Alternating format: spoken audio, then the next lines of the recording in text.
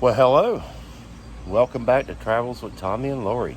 Today we are in North Carolina at the Alston house, which is known as House in the Horseshoe.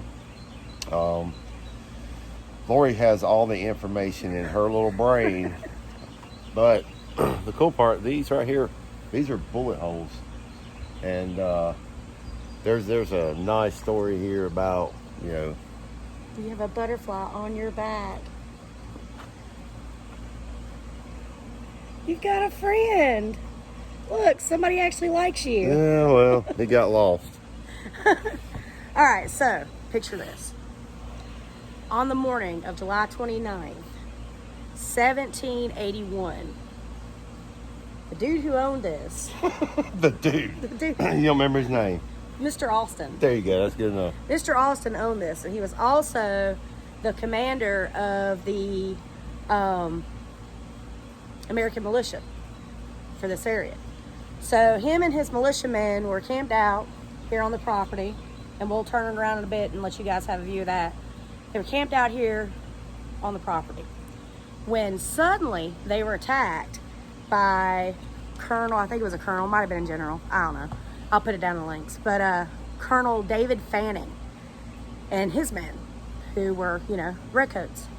So a mighty skirmish took place in which the house, you see these are original bullet holes, it's not reconstructed, was riddled with bullets, and Mr. Alston lost. Yeah, So he surrendered. He surrendered, and he was sent to prison in Wilmington, where he escaped, and he took off to Georgia. I guess he made it on the lam for like 10 years before he was killed in 1791 by an assassin. At which point, anyway, the house was sold. There was some dude it was sold to, but it ended up in 1791, the governor of North Carolina, who also fought with George Washington, ended up getting this place, and he lived here pretty much until he died, and the family lived here until 1853. Yeah, apparently he's buried here. We're gonna try to find that. Source that out. But so I mean, it was a very violent battle, and this property backs up to the Deep River. Yeah, which is why it's actually in a bend in the river, which is why it's called a House in the Horseshoe. So Yep, that's just a little cool. They're closed because of COVID. yeah. We can't go in. You can walk around the property though. So we both have been here years and years ago. This is kind of where we grew up. Yeah. Well, where I grew up till I moved to I've Georgia. lived here twice. But yeah, this is a pretty interesting place, and we're gonna take a look around the. We're gonna peep you in the windows too, because there's no blinds on the windows. So We'll try here. Let's go.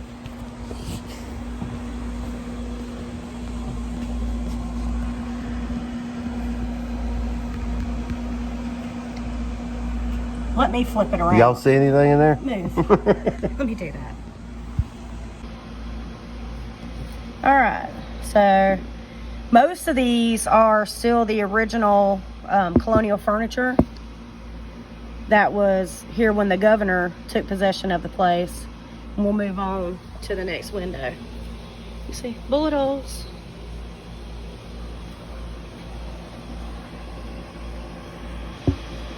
If I can get the angle right, there we go. And it is free to come here, and the bugs are biting, so put some stuff on. So we'll walk down the front porch. It's a beautiful archway. Oh, there's nothing here. So this is what we would consider now in this time to be the back of the house, but this is actually, in those days, this was considered the front of the house, and the river is back through there. So where's the river at, Tommy? And they would do that because This was 2,500 acres. You can see out through there. yeah. But the reason why what we consider to be the back of the house is the front of the house. Would you shut up? I'm trying to talk. Is because primarily transportation was done up and down the riverways. So whatever side of the house faced the direction of the river, it was generally considered to be the main entrance. I think that was a sweat bee that stung me. Yeah, there's quite a few there. So we'll be back. All right, so you can see there was a bedroom. And when they're open to do the tours, you can go inside and go upstairs too, which is what I remember most from doing this. It's a pretty cool place though. Y'all gotta excuse me, I'm sweating. And I left my makeup in Georgia. But he was actually, this is the governor over here, and he was actually buried somewhere else to begin with, but they brought him back here. I think it was like a couple years later. And then when his family moved out in 1853, and it changed hands a couple more times, and then Moore County bought it. And then in 1953, the state of North Carolina bought it and restored it. So, I mean, it's really cool. It's a nice little piece of history, you know? Yeah, it's pretty neat over here. There's actually probably about 10 people here. Yeah. So it's kind of surprising you still see people coming out looking at stuff. Yep. But it's pretty neat. There's 4 people buried here. And there's a lot of darn bugs. The bugs, man. Make sure you wear bug spray. They're everywhere, and they got these June bugs, July flies, or whatever they are, buzzing all around. Yeah, they will run you over. So yeah, that's it. I really wish we could go in, but yeah, we drove 6 hours to come here, and it's closed. But it didn't say that online. We didn't drive to come here specifically. We drove just to come here. We drove and 6 hours to see my mama. This is her birthday weekend. Like I said, we're back home this weekend, so yeah. we're hopefully going to show you a few other things. Yep. So we will see you next time. We'll see you there. Yeah, see you there. Not next time, Yeah, there. there.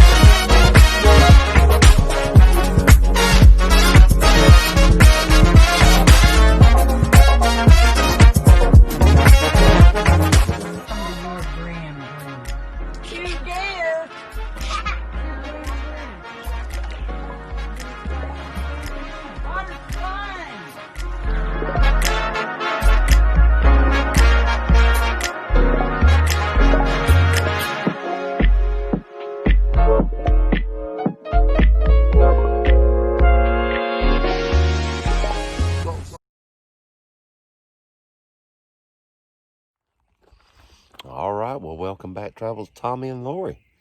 Today we're in, I reckon it's like Golston area, North Carolina, and we're at the Devil's Tramping Ground. I grew up around here. I call it the Devil's Stomping Ground. But just off the side of the road. It'll pull up on your GPS pretty easy. And you got to walk through the woods, so that's what we're going to do. Y'all don't mind my hair. This is pool hair. We've been swimming pretty much all weekend. Yep, so. having a great time. Yeah. So we're going to walk back and show you what it's all about. See you in a minute.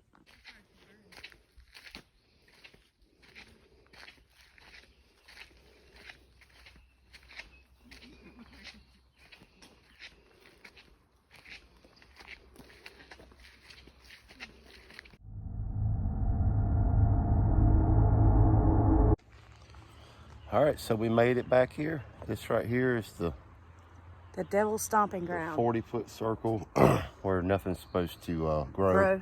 Hasn't grown for 100 years. Yeah. And it's on record.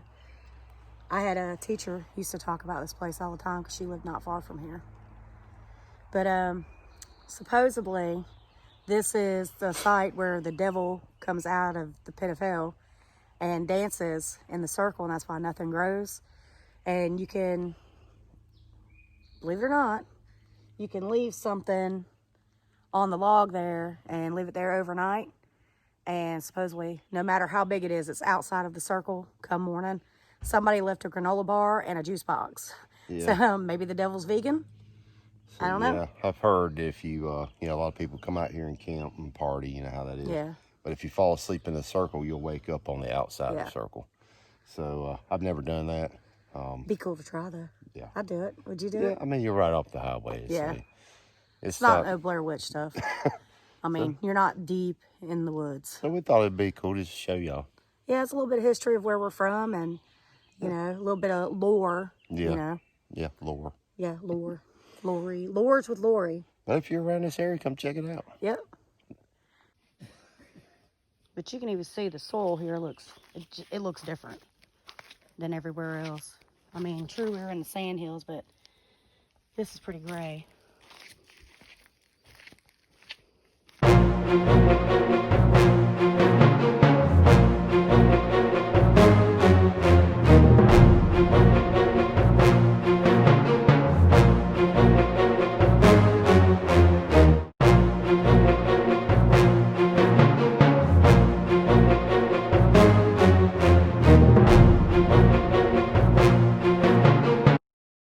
Well, all right. Thank y'all for coming along with us. One of the best things about going to North Carolina, aside from seeing family, is Biscuitville and Petey Quicks. Both are exclusive only to North Carolina. So it's a real treat for us to get that when we go home and visit. Sanford is a small agricultural town in central North Carolina. It's about 15 minutes from Raleigh. It used to be a railroad town, as you see there, with a depot, and also industrial with the Ford Motor Company there. Coca-Cola had a bottling plant there. I think they still do, but it's just not there. And then there was a buggy company. And this is just kind of historic downtown. But, yeah, it's a cute little town. I grew up there. Well, technically, didn't grow up just there, but I lived there from kindergarten till 5th grade, and then when Tommy and we got together, I moved back to be with him and lived there until I was 24. So lived a lot of places in between and since then, but yeah, I mean it's a nice place. It's my parents decided a couple years ago when they retired that they were going to move back, and my brother, his wife, and their 2 kids still live there. And then I've got a plethora of aunts, uncles, and cousins that also live about an hour and a half away from my parents. So, you know, a lot of family, a lot of good times we get when we get to go visit. But, so yeah, thanks for coming along with us again, and we'll see you next time. Don't forget to like, share, subscribe, and hit that notification bell to get notified of videos when they're uploaded. Bye-bye.